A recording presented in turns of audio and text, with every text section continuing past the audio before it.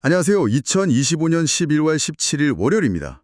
오늘 보내주신 자료들을 딱 펼쳐봤는데 와, 제 눈을 그냥 확 사로잡는 숫자가 하나 있더라고요.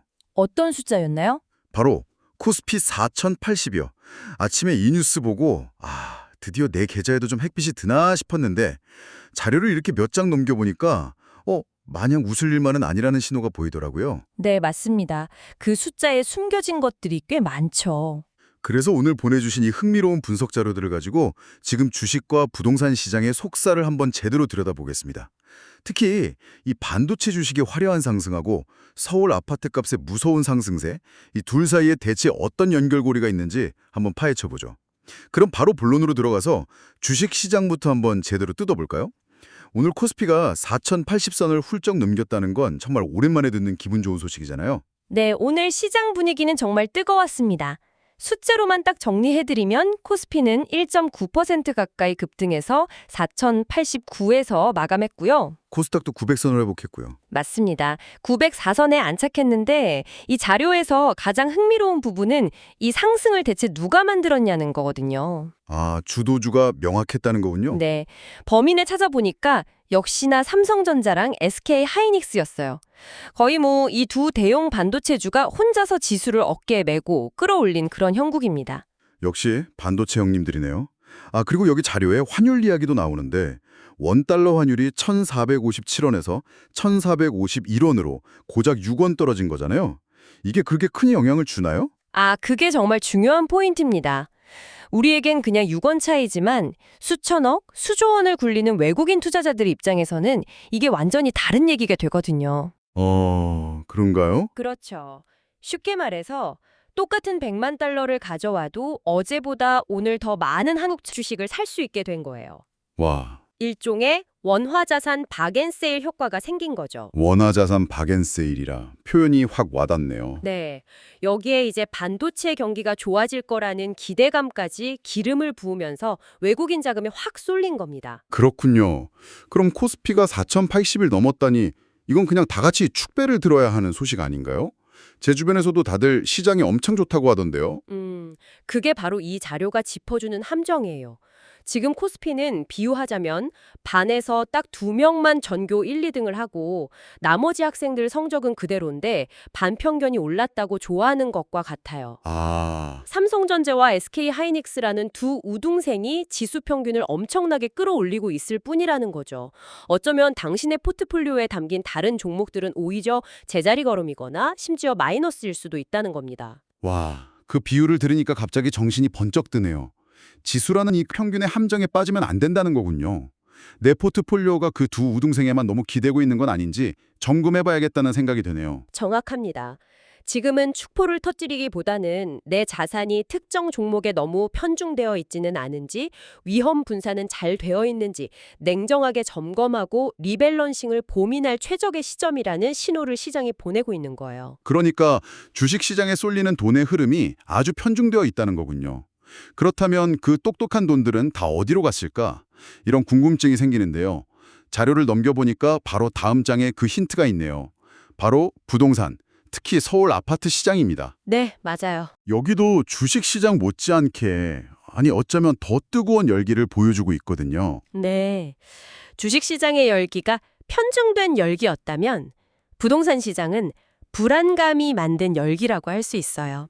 10월 서울 주택 가격이 한 달 만에 1.19%나 올랐는데 1.19%요? 네, 이게 9월 상승률이 0.58%였으니까 그거의 2배가 넘는 수치예요. 거의 수직 상승에 가깝죠. 잠깐만요. 그게 좀 이상한데요? 자료에 언급된 15 부동산 대책이라는 건 시장을 안정시키려는 목적 아니었나요? 그렇죠. 그런데 오히려 지금 안 사면 큰일 난다는 공포 심리를 자극해서 사람들이 더 몰렸다니 정책에 완전히 역효과를 낸 셈이네요. 바로 그 지점을 이 보고서가 아주 날카롭게 파고들고 있어요. 정책이 발표되면 당장 다음 날부터 대출 조건이 바뀌거나 세금이 오를 수 있잖아요. 네, 그렇죠. 이런 불확실성이 어차피 살 거면 규제가 더 심해지기 전에 현재 조건으로 살 수 있을 때 사자는 조급함을 만들어낸 거죠. 일종의 막차 타자 심리군요. 맞습니다. 특히 강남이나 한강변처럼 누구나 원하는 A급 입지에 이런 심리가 집중되면서 가격을 확 밀어 올린 겁니다. 정책의 의도와는 정반대의 결과가 나온 거네요. 혹시 다른 이유도 있나요? 네, 전세 시장의 불안도 불을 지폈습니다. 전국적으로 전세값이 계속 오르니까 이럴 바에야 그냥 대출 좀 더 보태서 사버리자는 수요가 생기는 거죠. 그런데 여기서 더 흥미로운 분석이 나와요. 전세값이 집값에 거의 육박하면서 갭 투자가 다시 고개 들기 아주 좋은 환경이 만들어졌다는 거예요. 갭 투자요. 말은 많이 들어봤는데 정확히 어떤 원리인지 조금만 더 쉽게 설명해 주실 수 있을까요? 짜리 아파트가 있는데 전세가가 8억이라고 해볼게요. 네. 그럼 집주인은 자기 돈 2억만 있으면 이 집을 살 수 있어요. 나머지 8억은 세입자의 전세 보증금으로 채우는 거죠. 이게 갭 투자잖아요. 그렇죠. 그런데 만약 전세값이 9억까지 오르면 어떻게 될까요? 오, 그럼 자기 돈은 1억만 있으면 되는 거네요? 바로 그겁니다. 단 1억만으로 10억짜리 집을 소유하게 되는 거예요. 적은 돈으로 큰 자산을 움직이는 레버리지 효과가 극대화되는 거죠. 지금 전세난이 바로 이런 투자를 부추기고 있다는 분석입니다. 그렇군요. 이제 보니 단순히 서울 집값 상승이라는 헤드라인만 보고는 이런 복잡한 속사정을 전혀 알 수가 없겠네요. 맞아요. 그래서 이 자료가 아주 실용적인 조언을 하나 합니다. 한국부동산원에서 발표하는 공식 통계 숫자만 보지 말고 네. 네이버 부동산 같은 플랫폼에 직접 들어가서 내가 관심 있는 아파트 단지의 매물이 실제로 얼마나 빨리 사라지는지, 집주인들이 부르는 가격, 즉 호가가 지난주와 어떻게 다른지를 직접 체크하라는 거예요. 현장의 온도를 직접 느껴보라는 거군요. 네, 같은 서울 안에서도 이 동네와 저 동네의 온도가 완전히 다르거든요. 그럼 미시적인 데이터를 통해 진짜 시장의 체온을 느껴야 한다는 거죠. 정말 중요한 조언이네요. 자, 이렇게 각자 다른 이유로 뜨거워지고 있는 주식과 부동산 시장. 이 자료의 하이라이트는 이 둘이 사실은 보이지 않는 끈으로 연결되어 있다는 분석인 것 같아요. 대체 어떻게 연결되어 있다는 건가요? 두 시장을 하나의 이야기로 묶어주는 가장 중요한 키워드는 바로 금리와 정부 정책입니다. 돈의 흐름을 조절하는 거대한 수도꼭지 같은 역할이군요. 정확합니다. 예를 들어 중앙은행이 금리를 0.25%만 올려도 당장 부동산 시장에서는 대출이자 부담이 확 커지잖아요. 그렇죠. 바로 체감이 되죠. 그럼 집 살까 하던 사람들이 망설이게 돼요. 수요가 바로 얼어붙는 거죠. 부동산 시장에 미치는 영향은 직관적으로 이해가 되는데 이게 주식 시장과는 어떻게 연결되는 거죠? 아주 긴밀하게 연결됩니다. 부동산 시장이 얼어붙을 것 같다는 신호가 보이면 투자자들은 즉시 생각하죠. 그럼 건설사들 실적이 안 좋아지겠네? 가구나 가전제품도 덜 팔리겠구나. 사람들이 돈을 안 쓰니 은행 대출도 줄겠네? 연쇄 반응이 일어나는 거군요. 그렇죠. 그럼 곧바로 건설주, 가구주, 가전주, 금융주 주가가 흔들리기 시작하는 거예요. 한쪽의 움직임이 다른 쪽에 파도를 일으키는 셈이죠. 와, 결국 돈의 흐름이라는 큰 강물 아래에서는 서로 톱니바퀴처럼 맞물려 돌아가고 있다는 거군요. 전혀 다른 시장이라고 생각했는데 하나의 유기체처럼 움직이네요. 맞습니다. 바로 오늘 하루만 봐도 그래요. 시장 참여자들은 아침에는 반도체 업황이랑 환율 뉴스를 보면서 삼성전자 주식을 살지 말지 고민하고, 점심 먹고 나서는 정부의 부동산 추가 대책 뉴스를 보면서 내 집 마련 자금 계획을 다시 세웁니다.